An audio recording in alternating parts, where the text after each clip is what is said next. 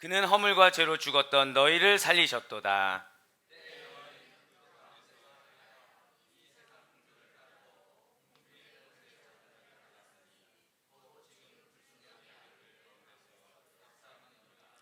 전에는 우리도 다 그 가운데서 우리 육체의 욕심을 따라 지내며 육체와 마음에 원하는 것을 하여 다른 이들과 같이 본질상 진노의 자녀이었더니,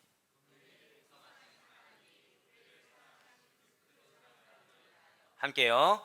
허물로 죽은 우리를 그리스도와 함께 살리셨고 너희는 은혜로 구원을 받은 것이라. 아멘. 할렐루야. 네, 주님께 사랑하신 우리 모든 아데포의 성도 여러분들, 특별히 이 시간에 주님께서 우리를 사랑하심으로 말미암아 이 예배 가운데 반드시 은혜를 더하실 것을 믿는 믿음으로 말미암아 함께하고 계시는 우리 가족된 모든 아데포의 성도 여러분들을 주님을 환영하고 축복합니다. 우리 좌우 옆에 있는 분들한테 좀 이렇게 인사하실게요. 우리 은혜 받읍시다. 네. 자, 한 번 더 인사하실 때 하나님께서 당신을 사랑하십니다 라고 인사하시면 좋을 것 같습니다. 별로 사랑하신 것 같지가 않은데요. 예, 마음으로 사랑하시고 그 다음에 우리의 눈빛으로 사랑하는 그러한 사랑보다도 하나님께서는 여러분들을 정말로 더 사랑하십니다. 이 예배 가운데 주님께서 여러분들을 초청하셨어요. 믿으십니까? 네, 그렇습니다. 사랑 우리 성도 여러분께서는 그러한 주님의 초청에 힘입어서 이 자리에 예배를 드리기 위해서 오셨어요. 다른 사람들은, 특히 세상에 속한 사람들은 이 시간에 여행을 가기도 합니다. 늦잠을 자기도 해요. 또는 내 시간을 갖기도 합니다. 가족과 혹은 친구, 지인들과 더불어서 시간을 가지고 있는 이 시간에 여러분들께서는 예배를 드리기 위해서 이 시간 여기에 계시다는 거죠.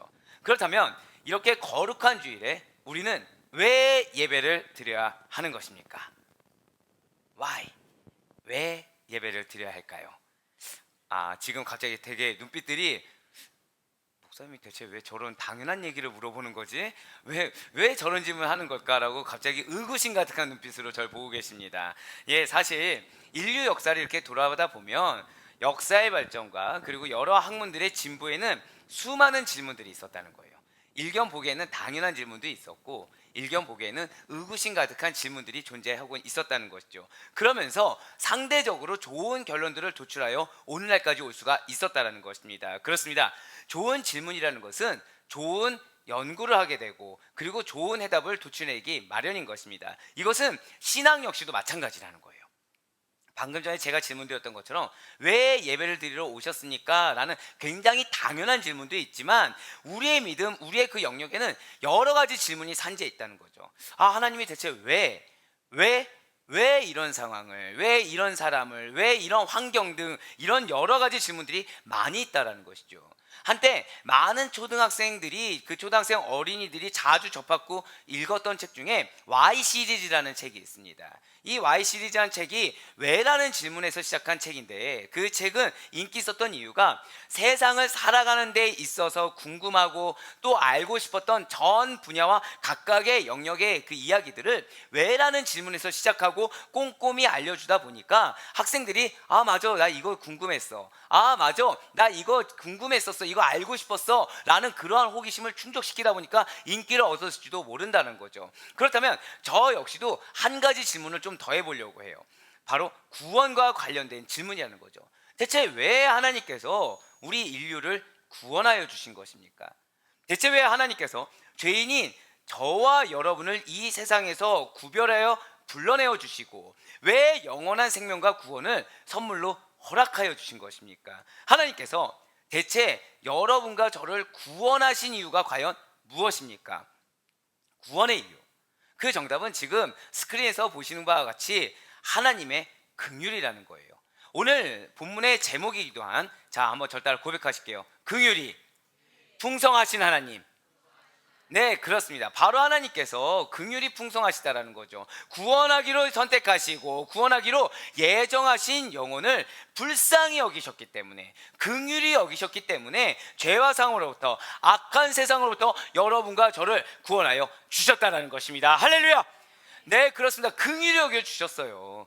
사실 하나님께서 우리를 어떻게 긍휼히 여기실 이유도 없고 불쌍히 여기실 이유도 없고 우리에게 당연히 구원의 길을 이렇게 예정해 주시고 이끌어 주실 당연한 의무조차 없으신 분께서 우리를 불쌍히 여겨줬다는 거죠. 죄와 사망의 늪에 빠져서 허우적대는 우리를 불쌍히 여겨주셨다는 것입니다. 먼저 오늘 본 말씀이 에베소서 2장 4절 말씀, 에베소 2장 4절 말씀 한번 보시길 바래요.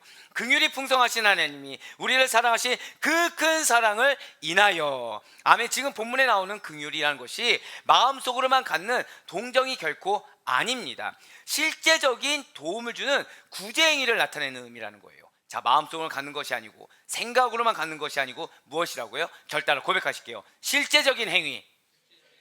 그렇습니다. 실제적인 행위라는 거예요. 때문에 긍휼은 자비와 동의어로 쓰입니다. 구약 성경에서 자주 등장하는 자비의 하나님이라는 개념과도 연결된다는 것이죠. 그렇습니다. 긍휼하신 하나님이세요. 자비로우신 하나님이 계신다라는 것이죠. 이런 하나님의 긍휼, 이런 하나님의 자비라는 것은 항상 구원과 관련되어 사용되어진 것입니다. 자, 긍휼과 자비가 무엇과 관련되어 사용되었다고요? 구원과 관련됐다는 거예요. 맞습니다. 그래서 시편 기자는 이러한 하나님의 긍휼에 대해서 구원과 관련되어 사용지는 이 하나님의 긍휼에 대해서 이렇게 고백하고 있어요. 시편 103편 8절의 말씀입니다. 여호와는 긍휼이 많으시고, 자, 첫 번째 뭐가 나와 있어요? 긍휼이 많으시고, 그 다음에 나오는 것이 은혜로우시며 노하기를 더디하시고 인자하심이 풍부하시도다. 아멘. 그렇습니다. 하나님께서는 긍휼이 많으시다라는 거예요. 자비로우신 하나님이라는 거죠. 그것이 아니라면 우리가 감히 하나님 앞에 대면하여 설 수가 없다는 것입니다. 하나님 앞에 대면해서 살아갈 수가 없다라는 거예요. 그렇기 때문에 그러한 긍휼하심에 우리가 덧입었기 때문에 그분의 은혜를 받을 수가 있는 것입니다. 중요한 것은 그분의 은혜를 받은 여러분과 저인데 은혜를 받은 자답게 살지 못하고 있다는 거예요. 은혜를 받은 자답게, 빚진 자답게 살지 못하는 우리들에게 하나님께서는 얼마든지 진노하심을 더할 수가 있는데 노하기를 또 더디하신다는 거죠. 참아주세요. 인내해 주십니다. 더불어서 인자하심이 풍부하게 여러분과 저에게 또 한 번의 긍휼을 더해 주신다는 거예요. 용서하셔서 구원해 주셨어요. 근데 우리는 그 빚진 자답게 살아가지 못함에도 불구하고 패역하고 완악하고 하나님 마음을 슬프게 하는 존재들이지만 또다시 용서해 주세요. 또다시 자비를 베풀어 주시는 하나님이시라고 시편 기자가 지금 고백하고 있다는 거죠. 비단 구약에서만 이렇게 고백하는 것일까요? 아닙니다. 사도 바울 역시 디도에게 쓴 편지 가운데 하나님의 긍휼에 대해서 이렇게 말을 하고 있습니다. 바로 디도서 3장 5절의 말씀입니다. 우리를 구원하시되 우리가 행한 바 의로운 행위로 말미암지 아니하고 오직 그의 긍휼하심을 따라 중생의 시승과 성령의 새롭게 하심으로 하셨나니. 아멘. 그렇습니다. 무슨 말씀일까요? 지금 본문 말씀을 보면, 지금 디도서 3장 5절 말씀 보면 우리가 행한 바 우리의 어떠한 행위로 한 것이 아니라는 거예요. 어떠한 노력으로 한 것이 아니라는 거죠. 오직 하나님의 긍휼하심에 더해서 우리를 씻겨주셨어요. 성령의 새롭게 하심으로 우리를 구원받은 조에 합당하게 세워주셨다는 것입니다. 그렇습니다. 지금 사도 바울은 하나님께서 당신께 불순종한 인간을 구원하시는 이유에 대해서 어디서 찾고 있는 것입니까? 절대 고백하실게요. 긍휼하심. 그렇습니다. 긍휼하심에서 찾고 있어요.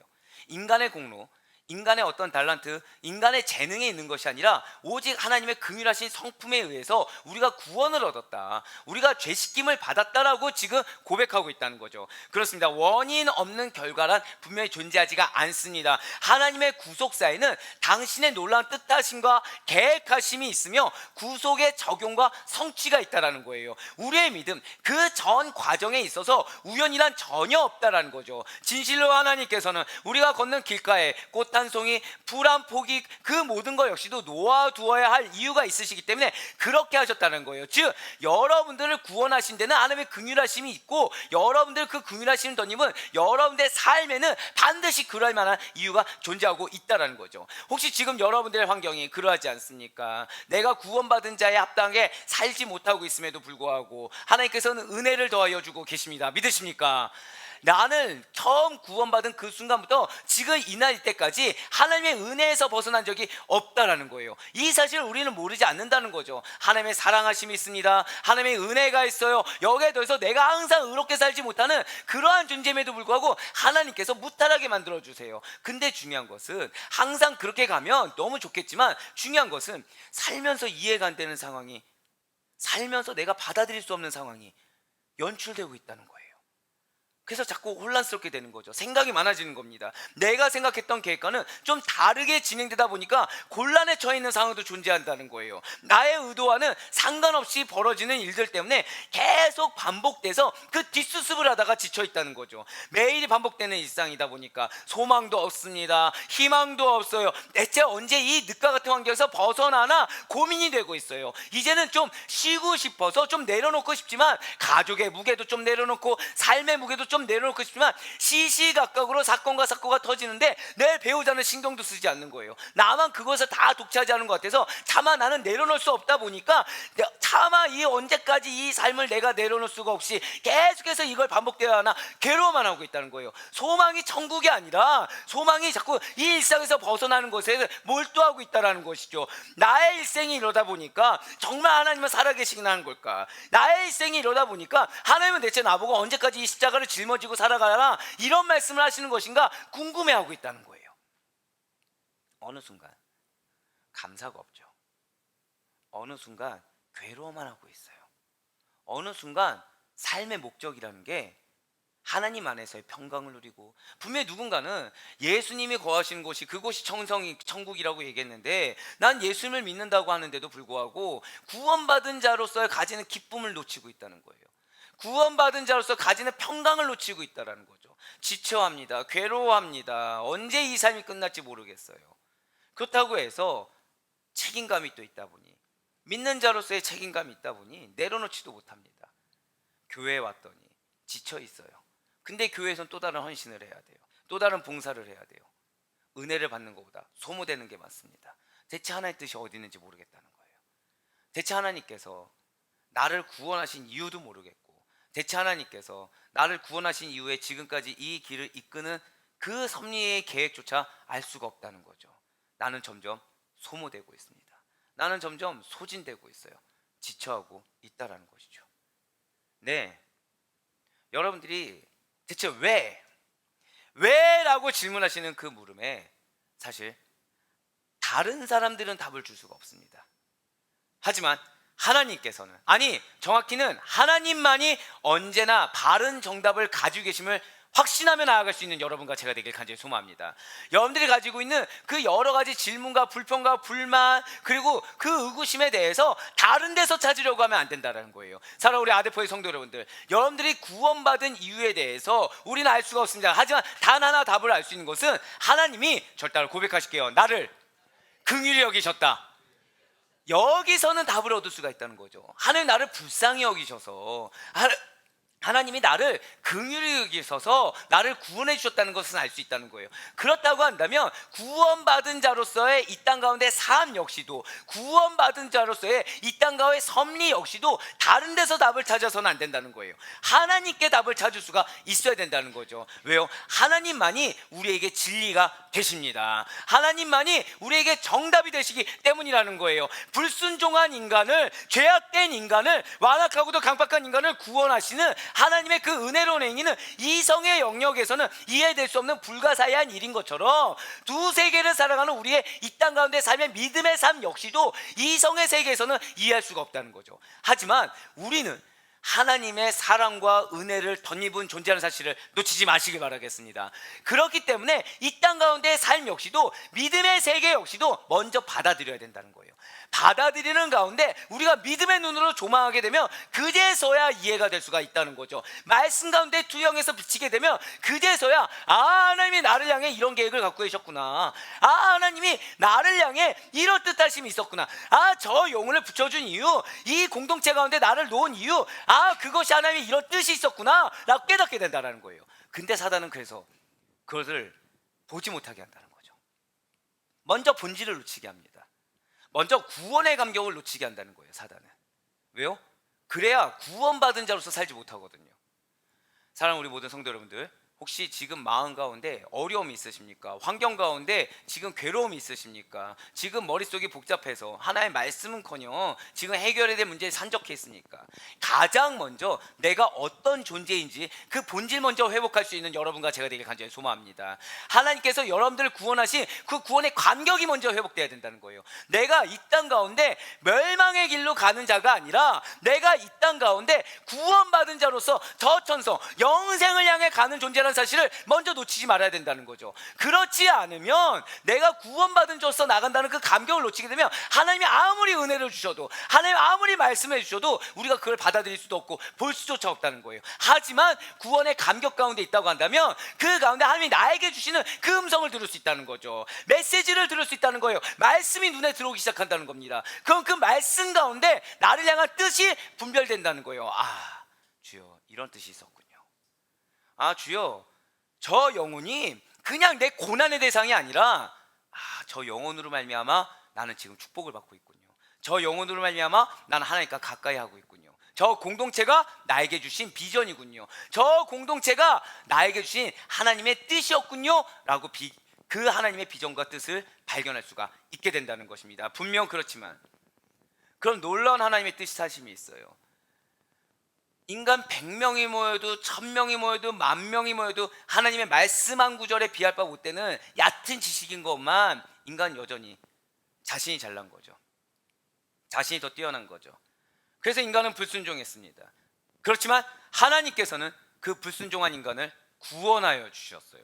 분명 인간은 하나님을 대적하였습니다. 그렇지만 하나님께서는 자신을 대적하고 또 불순종하며 또 은혜를 베푸셔도 사사기처럼 계속해서 죄악 가운데 하나님의 은혜를 베푸시면 그제서야 감사하다고 하지만 또다시 죄악을 행해요. 그리고 다시 하나님께 간구해요. 그 하나님께서 또 구원해줘요. 계속해서 무한 반복하는 그러한 죄악된 인간을 사랑하시사 긍휼을 또 베풀어 주셨습니다. 바로 이것이 하나님의 무조건적인 사랑이요 한량없는 은혜이며 풍성하도 다함 없는 호의를 우리가 지금 받고 있다는 사실을 먼저 믿으며 나아갈 수 있는 여러분과 제가 되길 간절히 소망합니다. 오늘 본문 말씀 보시길 바라요. 지금 하나님의 긍휼하심 얻은 우리의 과거 상태가 어땠는지 너무나도 잘 나와 있지 않습니까? 오늘 본문 1절부터 3절까지 보시길 바랍니다. 그는 허물과 죄로 죽었던 너희를 살리셨도다. 지금 죽을 뻔한 사람을 살린 게 아닙니다. 죽었던 자를 살렸다고 얘기하고 있어요. 죽은 상태에 있던 자를 소생시켜 주셨다는 거죠. 2절 보세요. 그때 너희는 그 가운데서 행하여 이 세상 풍조를 따르고 공중의 권세 잡은 자를 따랐으니 자, 그 가운데가 무엇입니까? 허물과 죄 가운데서만 행했다는 거예요. 자, 죽었는데 죽은 게 허물과 죄로 인해 죽었는데 그게 죽음의 원인인 줄도 모르고 또 허물과 죄로 계속 죽은 행위 가운데 있었다는 거죠. 그러면서 뭘 했어요? 이 세상 풍조, 하나님을 대적하는 그 이 세상 풍조를 따르고 공중의 권세 잡은 자를 따랐으니 곧 지금 불순종의 아들들 가운데서 역사는 영이라 사단을 따르고 있었어요. 사단 가운데서 행했어요. 사단에 계속 죽은 노릇을 했어요.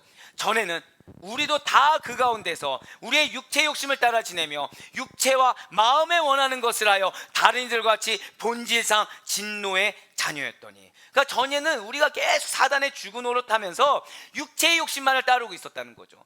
육체의 욕심만을 따르면서 내 육신이 원하는 거, 내 마음이 원하는 거, 그것이 멸망을 하든 어찌됐든 그거 구분하지 못하고 분별하지 못한 상태에서 계속해서 따라서 나아가고 있었다는 것입니다. 그러면서 다른 옆에 있는 사람들과 동일하게 진노의 자녀로서만 살아가고 있었다는 거예요. 지금 구원받기 이전의 상태가 세 가지가 나왔죠. 그것이 무엇입니까? 첫 번째는 허물과 죄로 영적으로 죽었다는 자였다는 거예요. 두 번째는 세상의 악한 풍속과 공중 권세 잡은 자, 불신자들한테 역사하는 악한 영을 추종하는 자들이었다는 거죠. 세 번째가 무엇입니까? 불신자처럼 육체의 욕심을 따라 죄악된 본성을 따라 옛 성품을 따라서 행동하던 하나님의 진노의 대상이었다는 것입니다. 그렇습니다. 영적으로 죽어있던 자들이 여러분과 저였습니다. 그렇기 때문에 악한 영을 추종하던 자들이 여러분과 저였다는 거예요. 그래서 본질상 하나님의 진노를 받을 수밖에 없는 대상이 저와 여러분의 구원받기 이전 상태였다는 것이죠. 아닌데요 목사님, 저는 모태신앙입니다. 처음부터 구원받았어요. 아니요, 죄송하지만 우리의 옛성품, 우리의 원죄라는 것은 내가 모태신앙이었다고 해서 이 땅 가운데 거해 있을 때 끊어지는 것이 아닙니다. 얼마나 절망적인 상태입니까? 얼마나 답이 없는 상태입니까? 얼마나 희망은커녕 슬픔 가운데 놓여 있는 상태입니까? 하나님이 긍휼을 베풀어 주지 않았다면 바로왕과 같이 패역한 상태, 은혜가 있어도 이적이 있어도 말씀이 있어도 들을 수 없는 그 완악한 상태, 그래서 멸망할 수밖에 없는, 지옥에 갈 수밖에 없는, 사망할 수밖에 없는, 그게 우리의 상태였다는 거죠. 그런 위협에 계속 시시각각 노출되는 게 우리의 상태였다는 것입니다. 나 혼자 잘해서 될 문제가 아니었어요. 왜요? 다른 이들이 다 그렇게 있거든요. 왜 그런 말이 있지 않습니까? 외눈박이 나라에 갔을 때는 두 눈이 있는 사람이 바보가 되고 병신이 된다고 얘기하지 않습니까? 마찬가지예요. 모두 다 죄악에 있다고 한다고. 죄악된 곳에 있으면은 구원받은 한 영혼이 핍박받을 수밖에 없다는 거죠. 구원받은 한 영혼이 오히려 더 이상한 영혼처럼 취급받는다는 것입니다. 그런 가운데 우리가 어떻게 지킬 수가 있을까요? 그런 가운데 우리가 홀로 딱 있다고 한다면 어떻게 믿음을 지키고 어떻게 구원받은 자로 살아가고 어떻게 하나님의 뜻 가운데 하나님께 매달려 살 수가 있겠습니까? 하나님이 붙잡아 주지 않으시면, 하나님이 긍휼히 여겨주셔서 우리를 딱 붙잡아서 힘과 능력을 더하지 않으시면 우리가 어떻게 믿음의 길을 견지할 수가 있단 말입니까? 그래서 우리는 절망 가운데 있었어요. 우리는 좌절 가운데 있었습니다. 우리는 사망 권세 가운데 있었어요. 그래서 그것이 무엇이 문제인지도 모르는 상태에서 사망 권세 있는 자들과 동고동락하며 살 수밖에 없는, 그래서 저 지옥의 형벌 가운데 떨어질 수밖에 없는 게 우리였습니다. 그런데 그런 우리들에게 하나님께서 긍휼하심을 베풀어 주셨다는 거예요. 우리를 불쌍히 여겨 주셔서 우리를 하나님께서 붙들어 주셨다는 거죠. 이렇게 하나님의 긍휼하심, 하나님의 은혜를 덧입게 되면 어떤 변화와 결과가 나타나는 것입니까? 오늘 보면 4절과 5절 말씀을 보시길 바라요. 지금 4절과 5절이 우리에게 명확하게 설명해 주겠습니다. 우리 다 같이 4절과 5절 말씀을 한 목소리 읽도록 하겠습니다. 시작. 긍휼이 풍성하신 하나님이 우리를 사랑하신 그 큰 사랑을 인하여 허물로 죽은 우리를 그리스도와 함께 살리셨고 너희는 은혜로 구원을 받은 것이라. 아멘. 그렇습니다. 우리는 살리심을 받았어요. 누구하고 살리심을 받았습니까? 그리스도와 함께 살리심을 받았다는 사실을 믿으며 나아갈 수 있는 여러분과 제가 되길 간절히 소망합니다. 그리스도의 십자가 보혈의 공로로 말미암아 우리는 함께 살리심을 받았다는 거예요. 하나님께서 당신의 독생자를 보내시사 독생자를 대속제물로 삼아주셔서 우리와 함께 살리심을 받을 수 있도록 주께서 허락해 주셨다는 거죠. 하나님께서 여러분과 저를 긍휼히 여겨주셔서 예수 그리스도와 함께 살려주셨다는 거예요. 그런데 그것이 은혜라는 거죠. 이것이 놀라운 기적이고 축복이라는 사실을 믿으며 나아갈 수 있는 여러분과 제가 되길 간절히 소망합니다. 자격 없는 자에게 그걸 허락해 주셨다는 거예요. 자격 없는 자에게 아무런 조건 없이 베풀어 주신 은혜라는 거죠. 지금 본문을 다시 한번 보시길 바라요. 4절과 5절은 구속사역과 관련된 하나님의 모습을 지금 세 가지로 나타내고 있습니다. 4절을 보니까 무엇이 보이십니까? 긍휼하신 하나님을 보여주고 있습니다. 사랑을 베푸신 하나님을 보여주고 있어요. 5절 말씀을 보니까 은혜 하나님을 보여주고 계시다는 거죠. 사랑하는 우리 아데포의 권성님 여러분들, 지금부터 제가 드릴 말씀을 잘 기억하시길 바라요. 지금 긍휼의 하나님, 여기서 긍휼은 하나님께서 베푸신, 절단을 고백하실게요, 구원의 이유. 그렇습니다. 긍휼은 하나님께서 우리에게 베풀어 주신 구원의 이유를 보여주고 있는 거예요. 은혜는 무엇이겠습니까? 하나님께서 베푸시는, 절단을 고백하실까요? 구원의 성격. 그렇습니다. 긍휼이 무엇이라고요? 구원의 이유를 말을 해주는 거고요. 은혜가 구원의 성격을 말해주고 있다는 거죠. 그럼 사랑이란 무엇일까요? 절단을 고백하실게요. 구원의 본질. 그렇습니다. 구원의 본질이라는 거예요. 긍휼은 하나님께서 베풀어 주신 구원의 이유를 이야기하는 것이고, 은혜는 하나님께서 베풀어 주신 구원의 성격을 말을 하는 것이며, 사랑이라는 것은 구원의 본질을 말을 해주고 있다는 것이죠. 진실로 하나님께서는 죄로 죽을 수밖에 없는 죄인들을 불쌍히 여겨주셨습니다. 은혜로 죄를 사하여 주셨어요. 사랑으로 우리를 구원해 주셨다는 거죠. 이에 대한 설명을 사실 에베소서 2장 7절과 8절에서 다시 한 번 더 풀어서 설명해 주고 있습니다. 에베소서 2장 7절과 8절의 말씀입니다. 이는 그리스도 예수 안에서 우리에게 자비하심으로써 그 은혜의 지극히 풍성함을 오는 여러 세대에 나타내려 하심이라. 너희는 그 은혜에 의하여 믿음으로 말미암아 구원을 받았으니 이것은 너에게서 난 것이 아니요 하나님의 선물이라. 이 다음 말씀은 사실 다들 암송구제가 잘 아실 거예요. 행위로서가 아니니 이는 그 누구든지 자랑치 못하게 하려 함이라. 아무것도 드러낼 것이 없습니다. 아무것도 자랑할 수가 없어요. 왜요? 우리에게서 난 것이 아니에요. 하나님의 선물로 주셨습니다. 은혜라는 거예요. 구원 자체가 은혜라는 거죠. 많은 그리스도인들이 은혜 받길 원하십니다. 축복받길 원해요. 근데 사실은 기복주의처럼 세상의 축복, 세상의 지금 어려운 상황의 해결, 세상적인 어떤 은혜만을 바라는 경우가 허다하다는 거예요. 하지만 그것은 사실은 다른 종교와 별다를 바 없이 구하는 거랑 동일합니다. 다른 종교와 기독교의 차이가 무엇입니까? 딱 하나예요. 죄의 문제의 해결입니다. 아무 그 어떠한 종교에서도 해결할 수 없는 죄의 문제를 해결해 줬어요. 인간의 공로. 자, 불교를 한번 따져봅시다. 불교는 뭐가 있냐면 윤회 사상이 있죠. 자, 완벽한 해결입니까? 아니요. 돌고 도는 거예요. 계속 돌고 도는 겁니다. 계속. 대다수의 다른 어떤 뭐 남묘 호랭개가 됐든 이단이 되었든 뭐 어떤 교가 됐든 다 무엇을 중요하게 여기냐? 인간의 공로를 중요하게 여깁니다. 그러다 보니까 결국에는 구원 문제가 온전히 해결이 안 돼요. 계속 반복이죠. 무한 반복. 하지만 우리는 다릅니다. 우리는 단 한순간에 해결이 됩니다. 절 따라 고백하실게요. 오직 믿음으로. 그렇습니다. 오직 믿음으로 말미암아 구원을 받는 거예요. 인간의 어떤 노력도 없고 공로도 없고 행위도 없다는 거죠. 왜 우리 아델포유 교회가 계속해서 말씀드리는 게 헌신보다 은혜라고 말씀드리겠습니까? 무엇을 은혜 받아야 된다고 말씀드리겠습니까? 그러면서 강조한 게 무엇이었죠? 우리의 본질을 회복하라는 거예요. 우리의 본질. 우리의 본질은 성도입니다. 우리의 본질은 그리스도입니다. 이 뜻이 무엇일까요? 바로 이거예요. 내가 빚진 자다. 하나님의 긍휼하심의 빚진 자다. 내가 구원받은 자다. 근데 이게 그리스도의 보혈의 빚진 자다. 이 본질이 회복돼야 된다는 거예요. 그럼 이 땅 가운데 삶 가운데 그 어떠한 절망적인 상황이 놓여진다고 하더라도 우리는 실족하지 않을 수가 있어요. 왜요? 아무런 공로가 없는 상태에서 구원해 주셨는데 지금 현실의 이 문제 가운데서 우리를 과연 하나님께서 내버려 두실까요? 아니라는 거예요. 끝까지 우리의 믿음을 지키게 이끌어 주시고 견인하여 주시며 도와주시는 하나님이 여러분과 저의 하나님이신 줄 믿으시길 바랍니다. 예, 맞습니다. 바로 그거라는 거예요. 진실로 하나님께서는 우리들에게 은혜를 더하여 주셨습니다. 이 은혜는 카리스, 자비라는 거죠. 은혜입니다. 이러한 그레이스 은혜는 바로 하나님께서 인간에게 가지시는 기쁨으로 말미암아, 제가 방금 뭐라 말씀드렸어요? 하나님이 인간에게 가지시는 기쁨으로 말미암아 우리 존재 자체를 너무 기뻐하신다는 거예요. 왜? 우리는 거룩한 하나님의 형상으로 창조된 피조물임을 잊지 마시길 바랍니다.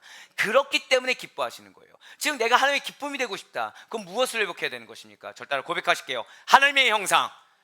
바로 그거예요. 하나님의 형상이 회복돼야 된다는 거죠. 그러면 하나님의 기쁨이 된다는 거예요.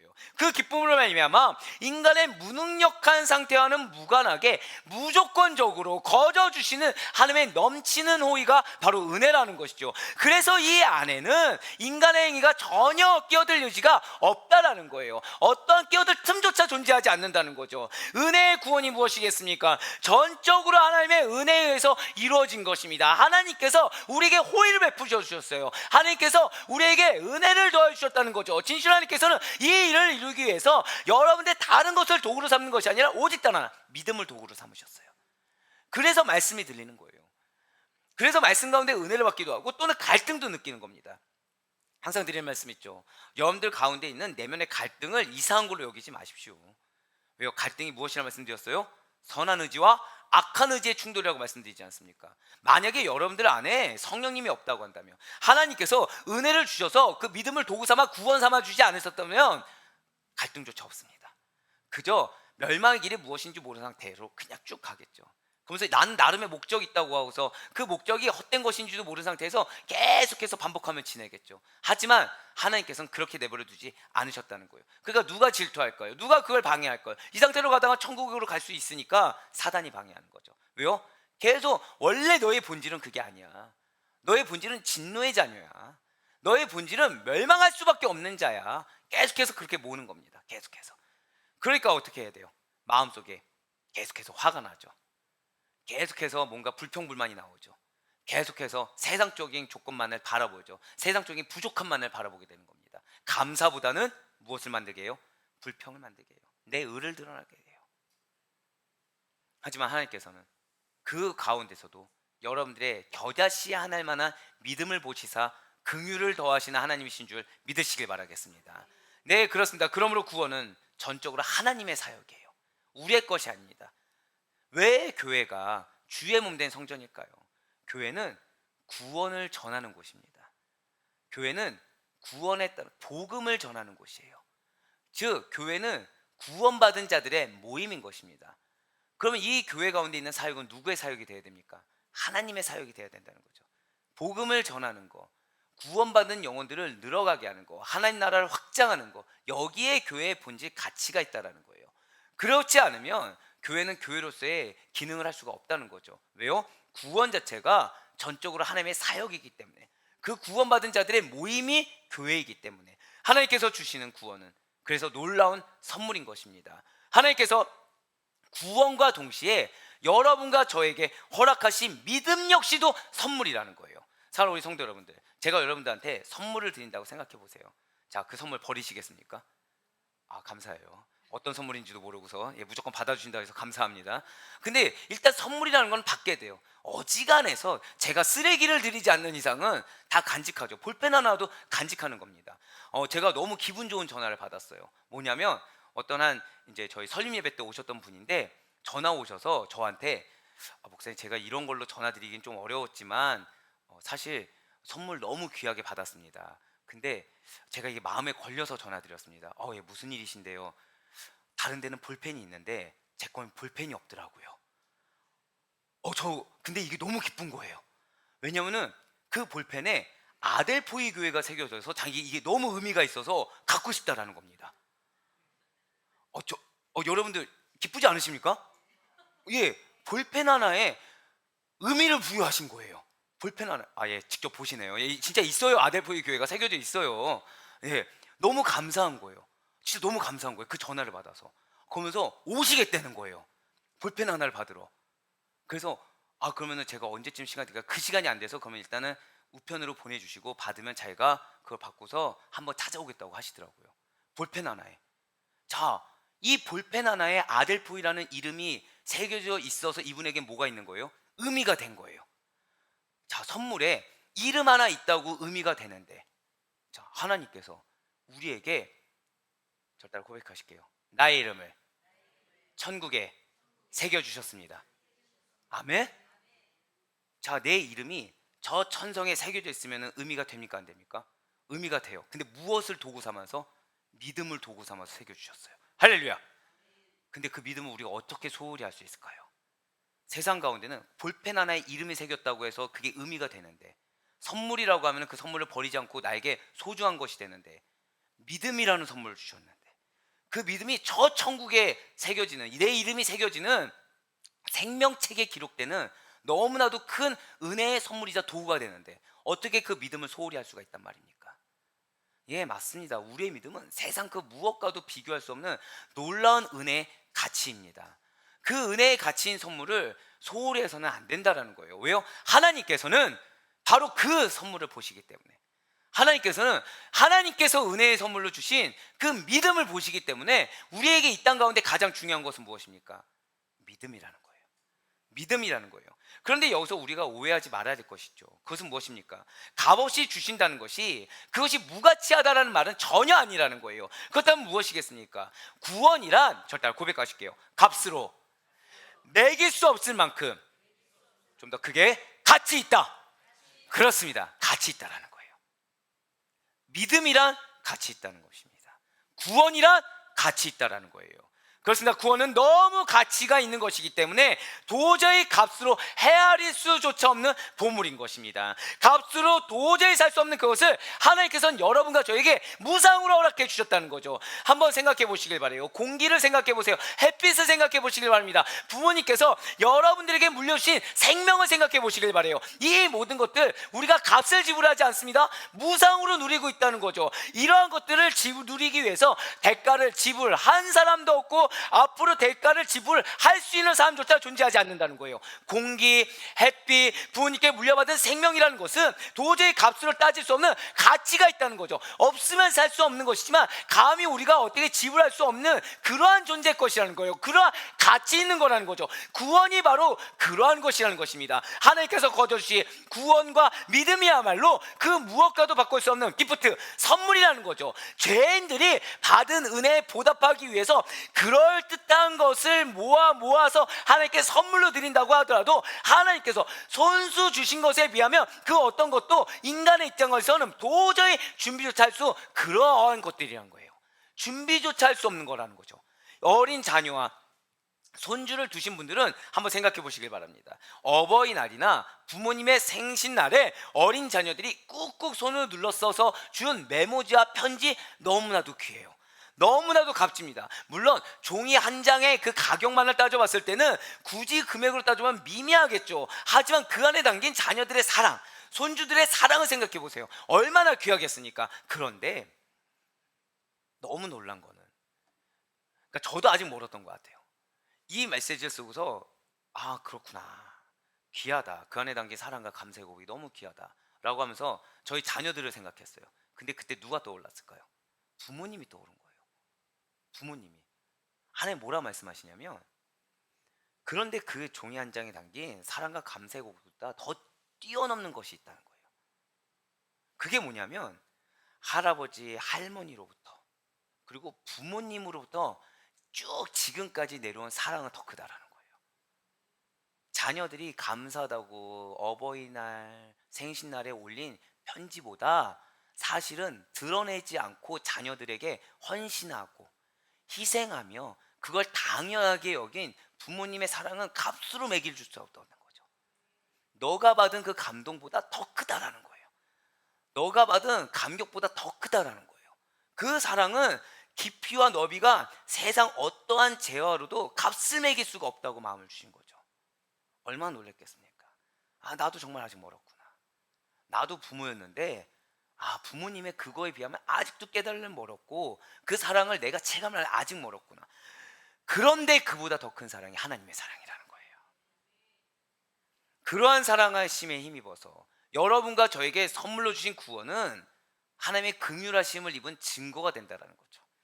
그 긍휼하심을 입지 않았으면 예배의 자리에 있을 수도 없고 어떻게든 믿음을 지켜보려고 노력도 못하며 말씀이 들리지도 않고 찬양 가운데 이렇게 하나님의 임재를 경험하지도 못하고 어떻게든 예배 가운데 은혜 받아보겠다고 우리가 아둥바둥할 수도 없다라는 거예요. 한번 생각해 보시길 바랍니다.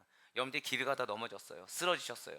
근데 누군가는 넘어지고 쓰러지는 우리를 보고 그냥 지나치는 사람이 있습니다. 근데 누군가는 불쌍히 여기서 어떻게 하면서 그냥 자기 갈 길 가는 사람이 있습니다.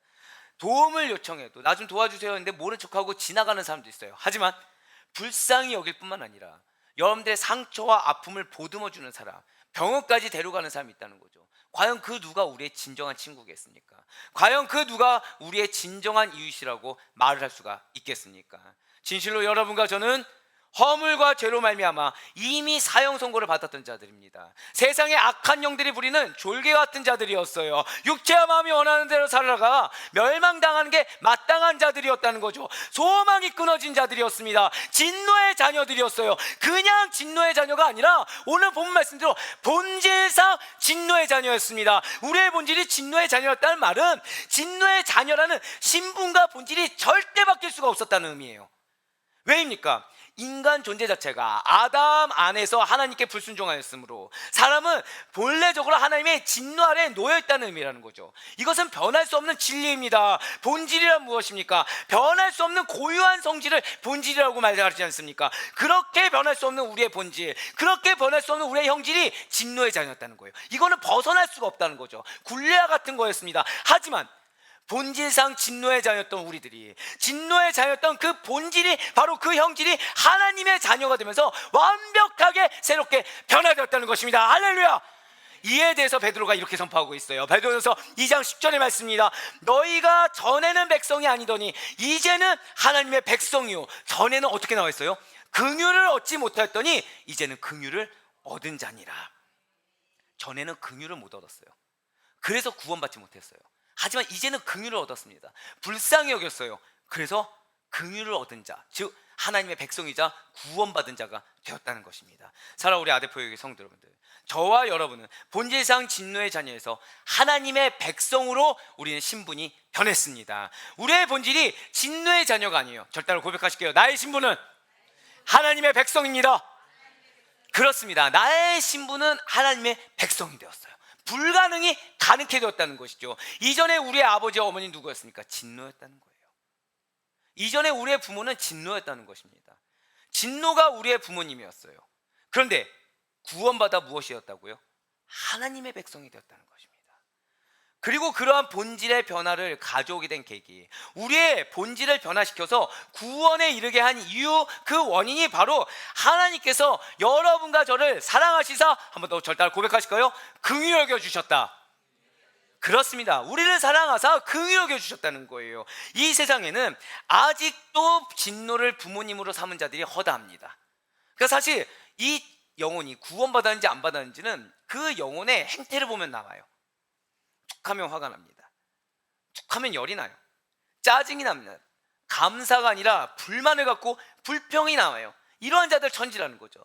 우리의 모습 가운데서도 우리가 하나님의 백성이다, 내가 그리스도이다, 성도다 라는 걸 놓치게 되면 어떻게 됩니까? 불만이 나오는 거예요. 화가 나오는 거예요. 왜 여러분들 뜻대로 그러지 않습니까?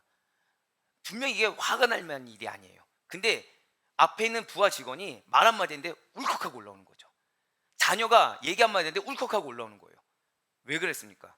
내가 긍휼하심을 얻은 자라는 사실을 놓치다 보니까 내 마음 가운데 내 자녀에 대한 기대, 내 배우자에 대한 기대, 내 동역자에 대한 기대가 그게 깨어졌을 때 올라오는 거예요.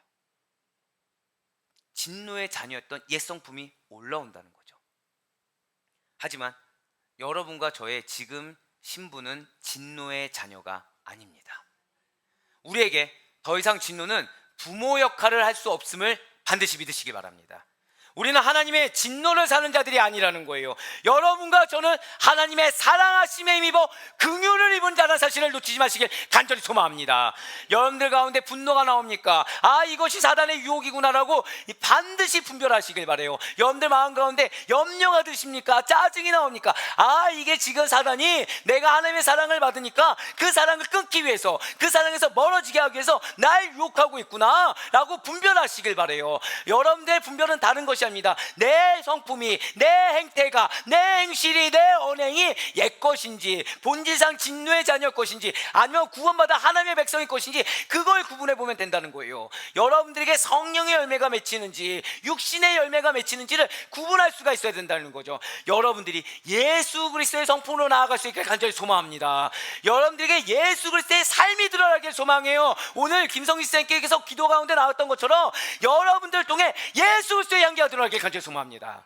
진노의 향기가 아니라는 거예요. 아유, 목사님, 근데 그게 뭐가 그렇게 중요한가요? 하나님 모든 일을 불쌍히 여기지 않습니까? 그래도 내가 구원받았는데 내가 좀 실수한다고 해도 저도 그 중에 한 사람 아니겠습니까? 구원받은 사람이 안돌도 아니고 내가 구원받아서 하나님의 진노 대신 그분의 백성이 된 게 그게 그렇게 위대합니까? 좀 때때로 한번 화도 낼 수 있죠. 사람이 어떻게 그렇습니까? 그거는 하나님의 위대하심을 모르기 때문에 하는 말입니다. 우리는 지금 이 새벽에 출애굽기를 통해서 은혜 받고 있습니다. 바로왕을 보니까 어떻든가요? 어리석지 않습니까? 어리석지 않나요? 하나님의 위대하심을 모르기 때문이에요. 어떻게든 그게 아니라고 여기고 싶어도 재앙을 당해도 정신을 못 차립니다. 우리가 지금 그렇게 이야기하는 거, 사람이 어떻게, 이거 자체가 나는 성도가 아닙니다라고 고백한 거랑 똑같아요. 성도는 하나님이 기준입니다.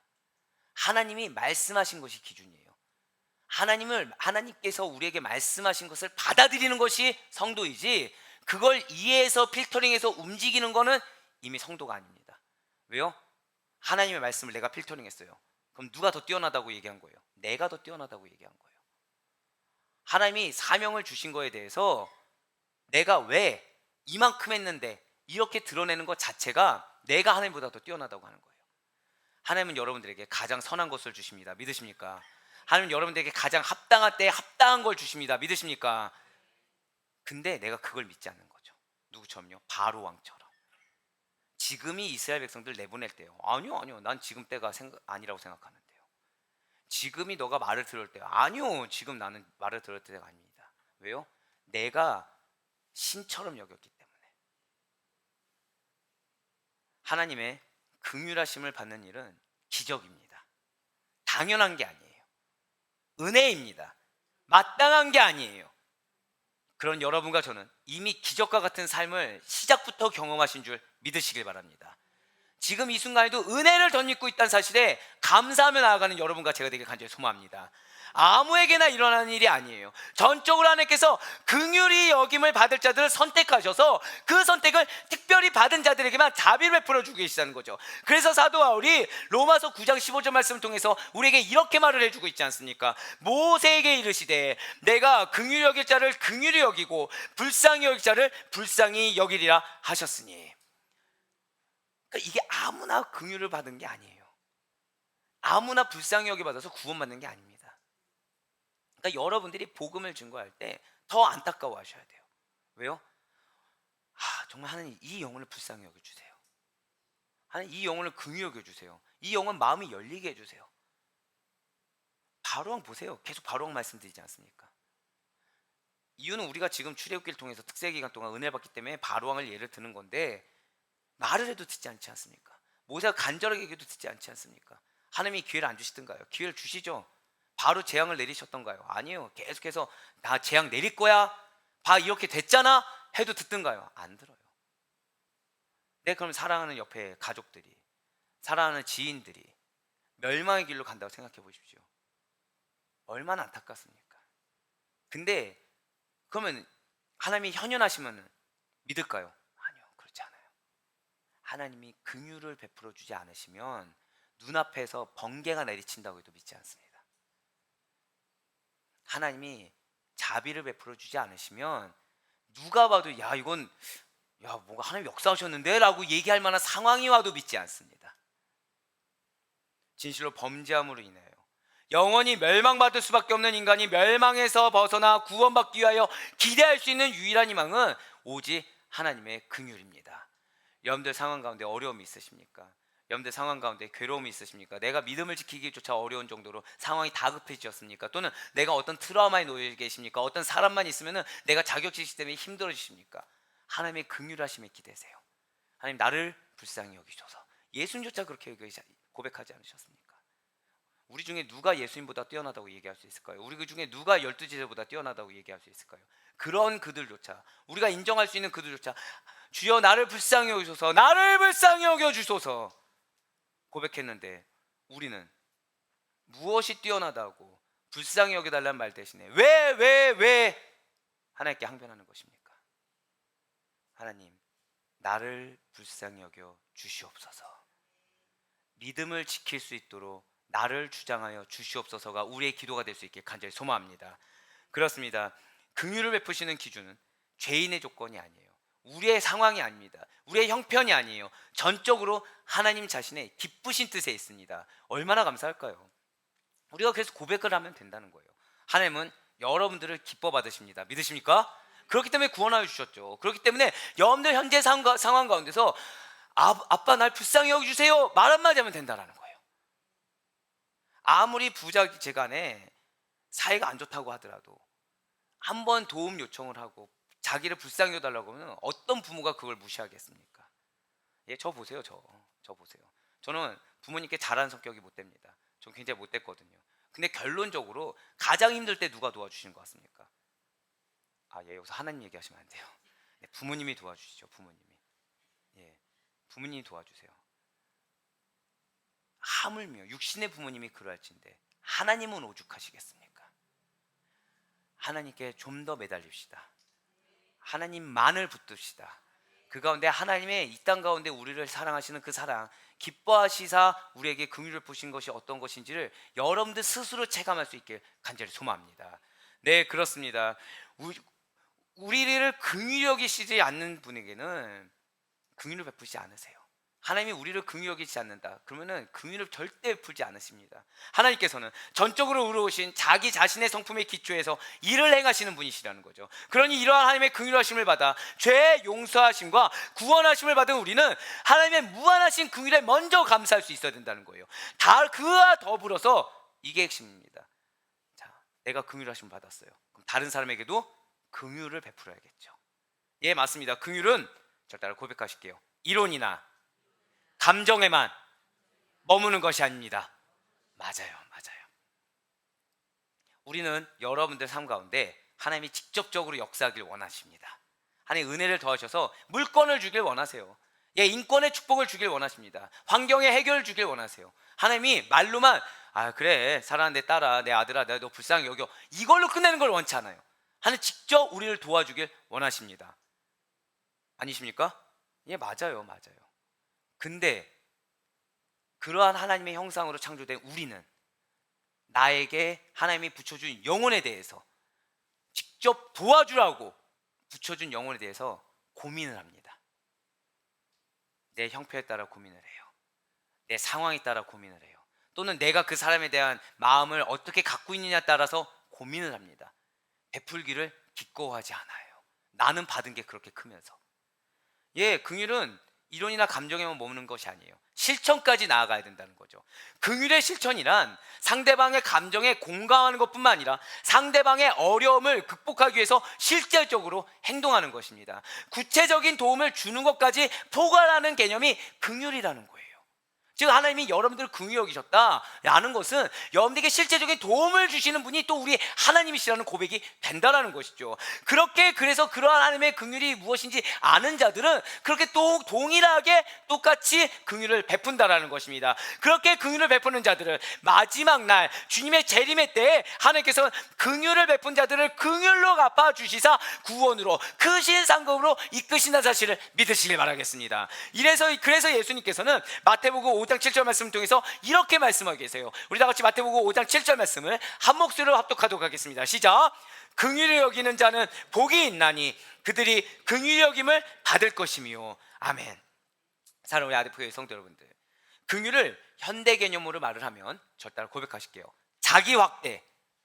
예, 조금 어려울 수 있습니다. 긍휼을 현대 개념으로 말을 하면 자기 확대입니다. 즉 자신을 타인에게까지 확대시키는 결단이라는 거죠. 여러분들 중에 자기 자신을 사랑하지 않는 분은 없습니다. 자기 자신을 다 사랑해요. 그걸 어디까지 확대한다고요? 타인에게까지. 그러니까 가족뿐만 아니라 남에게까지 확대시키는 거, 이걸 자기 확대라고 합니다. 즉 긍휼을 현대 단어로, 현대적인 개념을 바꾸면 그렇게 자기 확대란 말로 바꿀 수가 있다는 거죠. 우리의 마음 문을 여는 거예요. 그래서 다른 사람 처지를 받아들이는 것입니다. 근데 내 눈에 그들의 단점이 보여요. 이해하고 용서하는 거죠. 친절하게 돕는 것이 긍휼의 사회적인 개념인 것입니다. 우리 예수님께서도 자기 확대를 통해서 이 땅에 인간의 몸을 입고 사람이 되시사 우리와 동일한 처지로 살아가시면서 우리 죄인들을 포용하시고 용서하시어 구원해 주신 것이 아니겠습니까? 그리스도의 구속사역이 곧 긍휼이요 자기 확대의 모범이라는 사실을 놓치지 마시길 바라겠습니다. 주님께서 내 기준에서 하시지 않았어요. 불쌍한 우리 인간들의 기준에서 행해 주셨어요. 긍휼은 그러한 하나님의 사랑과 은혜를 불러오는 동기이자 이유가 되며, 동시에 긍휼은 하나님의 사랑과 은혜의 구체적인 행위가 된다는 사실을 잊지 마시길 바라겠습니다. 우리가 먼저 긍휼함을 입은 자로서 긍휼의 삶이 우리의 삶이요 긍휼의 사역이 우리의 사역이란 사실을, 우리의 삶이라는 사실을 놓치지 마시길 바라요. 사실 오늘 예배를 드리는데 제일 힘들었어요. 솔직하게 고백하면 제일 힘들었습니다. 마음도 어려운 일이 너무 많았고 이번 주에, 그리고 예배를 드리는데 아마 지금 방송팀이 되게 당황했을 거예요. 유난히 방해가 심한 거죠. 귀에 전자파 같은 게 들리는 겁니다. 계속 지직거리는 소리가. 혹시 여러분도 들리셨나요? 들린 분도 있고 안 들린 분도 있고. 근데 왜 그럴까요? 여러분들 기억하셔야 됩니다. 자, 은혜가 있는 곳에 방해가 있어요. 즉 지금 사단이 제일 싫어하는 게 무엇입니까? 긍휼을 싫어하는 거예요. 긍휼을. 여러분들 앞에 있으면 여러분들의 얼굴을 보면 이 메시지가 어떻게 들어가는구나가 보입니다. 실제로 보여요. 우리가 지금 8주차 9주차 지금 예배를 드리는데 오늘이 들어가는데 제일 어렵습니다. 오늘이. 그래서 제가 여러분들한테 딱 한 가지만 부탁을 드릴게요. 저를 따라 고백하실게요. 용서하겠습니다. 네, 이거예요. 이거 기억하세요. 용서하겠다는 게 말로만이 아닙니다. 행동까지. 용서했으면 용서의 말을 하세요. 선물을 주세요. 사랑을 베풀어 주세요. 오늘 메시지 다 기억 못하셔도 좋습니다. 왜요? 사단이 공격하기로 작정하면 진짜 어렵습니다. 사단이 공격하기로 작정하면 진짜 힘듭니다. 그렇기 때문에 물론 어떤 분들은 메시지가 잘 들어갈 수도 있어요. 그렇지만 어떤 분들은 이게 들어가기가 힘들 수도 있습니다. 그렇기 때문에 드리는 말씀이에요. 왜요? 목회자는 반드시 어떻게든 말씀을 먹여야 되는 게 사명입니다. 그렇기 때문에 지금 말씀을 드려요. 내가 이번 한 주간 용서하겠다. 내 마음에 어려움 있는 자들을 용서하겠다. 내가 사랑을 베풀겠다. 내 상황 따지지 않고 누군가를 도와야 되면 도와주고 누군가를 품어야 되면 품어주겠다. 이 결단을 하며 나아가는 여러분과 제가 되게 소망합니다. 아마 근데 그것이 쉽지가 않을 거예요. 왜요? 방해를 할 정도인데, 그렇죠? 지금 그러니까 우리가 뭐 바뀐 게 없잖아요. 근데도 이상할 정도로 무언가가 영적인 일이 일어나면 기도 외에는 나가는 것이 없다고 합니다. 그렇다고 한다면 우리가 거기에 대해서 기도로 준비하고 나간다고 해도 사단의 방해는 분명히 있어요. 그때 결단하셔야 됩니다. 결단해서 행해야 돼요. 내가 용서하겠다. 배우자가 또는 자녀가, 동역자가 또는 직장 동료가 내 마음 가운데 어려움이 있다. 그럼 그 영혼을 내가 이번 주에는 반드시 용서하겠다. 반드시 사랑을 전하겠다 라고 결단하셔야 돼요. 여러분들 결단하지 않잖아요. 그냥 여러분들 마음에 어려움을 놔두잖아요. 그럼 우리는 다시 진노의 자녀가 됩니다. 여러분들 메시지를 주셨는데 그냥 놔두잖아요. 모른 척 넘어가잖아요. 이 주일 예배의 의미를 말씀드렸습니다. 주일 예배는 이때 힘을 얻으셔야 돼요. 이때 은혜를 받으셔야 돼요. 이때 무언가 하나라도 가져가셔야 돼요. 그렇지 않으면 일주일간 힘듭니다. 제가 왜 지금 이런 얘기를 할까요? 갑자기 구구절절하게 이 얘기를 왜 할까요? 이번 한 주간 우리의 삶이 호락호락하지가 않다는 겁니다. 믿음을 놓칠 만한 일들이 존재한다는 거예요. 그렇기 때문에 사단은 지금 이 순간 은혜를 받는 거를 제일 싫어한다는 거죠. 그러니까 말씀이 모호하게 들립니다. 어렵게 들려요. 계속 방해합니다. 시스템적으로 방해를 하고 영적으로 방해를 합니다. 딴 생각이 들어요. 앞에 있는 메시지 듣기가 그게 갑자기 앞에 있는 메시지를 집중하다가 뒤에 메시지를 놓치게 합니다. 그렇기 때문에 드리는 말씀이에요. 우리 다른 거 생각하지 않아도 좋습니다. 저 따라 고백하실게요. 용서하겠습니다. 그렇습니다. 내가 먼저 용서함 받은 자라는 사실 놓치지 마시고 꼭 내 마음에 있는 어려움 있는 자를 용서하고 그 영혼에게 무언가를 선행을 베풀겠다라는 다짐을 하며 나아가는 여러분과 제가 되게 소망합니다. 그것이 우리의 삶이에요. 그것이 우리의 사명입니다. 그래 부디 바라보고 없기는 우리 사랑하는 모든 아델포이기 성도님들이 긍휼하심을 입은 하나님의 백성이란 본질을 놓치지 마시길 바랍니다. 그 감격을 기억하시길 바라요. 그래서 우리가 받은 하나님께 받은 긍휼을 다른 사람에게도 베풀 수 있기를 간절히 소망합니다. 우리는 서로가 서로를 불쌍히 여겨야 돼요. 자, 그렇죠? 용서하겠다고 하니까 이제 또 하나가 떠오를 수 있겠죠. 서로가 서로를 불쌍히 여겨야 됩니다. 서로가 서로를 용납해야 돼요. 서로가 서로를 용서해야 됩니다. 그러한 아레포의 권속들로서 우리들이 속한 공동체와 사회 가운데 선한 그리스도의 향기를 드러낼 수 있는, 그래요, 이번 한 주간이 시작으로 말미암아 변화의 시작점을 우리가 밟아 나갈 수 있는 그런 축복된 이번 한 주간의 삶이 될 수 있기를 주님의 이름으로 간절히 축원합니다. 이 시간 우리 함께 이 찬양을 드릴게요. 왜 이 찬양을 했는지 이제서야 좀 이해가 되는 것 같아요. 사실 마음 가운데 여러 가지 찬양을 두고 기도하는데 계속 이 찬양을 마음을 주시더라고요. 하나님은 우리를 만드셨습니다. 하나님은 그래서 우리를 가장 깊이 이해하고 계시고 어떠한 상황에 있어도 우리를 포기하지 않으십니다. 우리의 모든 상황 가운데 어떤 상황에 처할지도 가장 잘 알고 계시고 우리를 지키시고 우리 끝까지 지켜보고 계십니다. 사실 제가 여러분들한테 방금 전에 말씀드린 거를 여기다가 써놨어요. 그리고 저는 가로 표시를 해놨습니다. 이 메시지만큼은 전하지 않기를 바라는 마음으로 했어요. 근데 역시나 텍스트를 써놓게 하실 땐 이유가 있네요. 근데 그 정도로 여러분들은 잘하십니다. 저는 여기에 기대고 있어요. 여러분들이 가장 잘하시는 하나님께서 연약한 종으로 하여금 쓰기 싫은 메시지를 우리 이것만은 기억합시다. 이거 진짜 쓰기 싫거든요. 왜요? 저는 여러분들이 9첩 반상 아니 24첩 반상을 먹길 원하지 김치 하나를 먹는 걸 원치 않거든요. 물론 김치 하나 정도는 아니겠죠. 근데 그 정도로 아시는 하나님이시기 때문에 저는 그래서 그걸 믿고 의지할 수 있습니다. 하나님 정말 여러분들 사랑하세요. 하나님 여러분들 정말 잘 알고 계세요. 그래서 여러분들이 하나님의 슬픔이 되실 걸 원치 않으십니다. 이 시간 우리 찬양 드리면서 나가실 때 우리 하나님께 매이십시다. 우리 하나님만을 붙잡읍시다. 우리 하나님이 나를 가장 잘 아신다는 사실에 믿는 믿음으로 나 역시도 그러한 하나님의 사랑을, 하나님의 용서하심을, 하나님의 긍휼을 실천하는 자로 나아가겠습니다. 나는 믿음의 고백을 드리는 이 시간 되기 소망하겠습니다. 하나님은 너를 만드신 분, 너를 가장 많이 알고 계시며, 하나님은 너를 만드신 분, 너를 가장 깊이 이해하신단다. 하나님은 너를 지키시는 분, 너를 절대 포기하지 않으며, 하나님은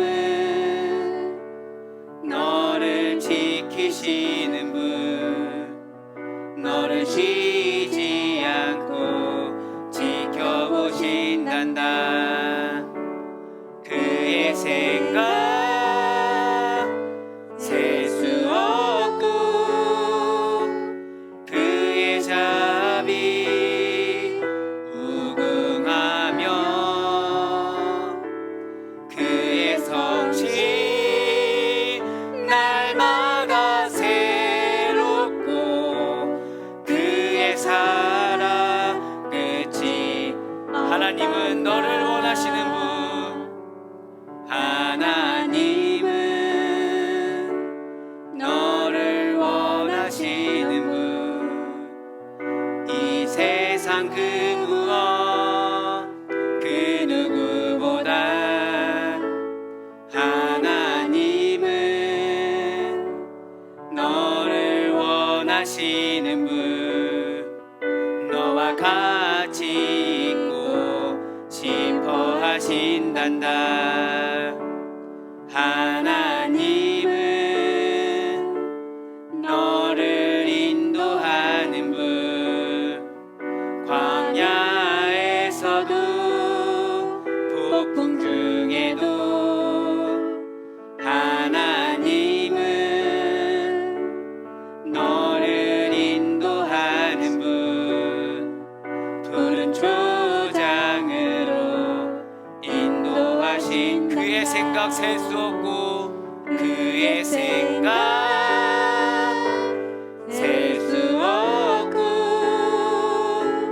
그의 자비 무궁하며,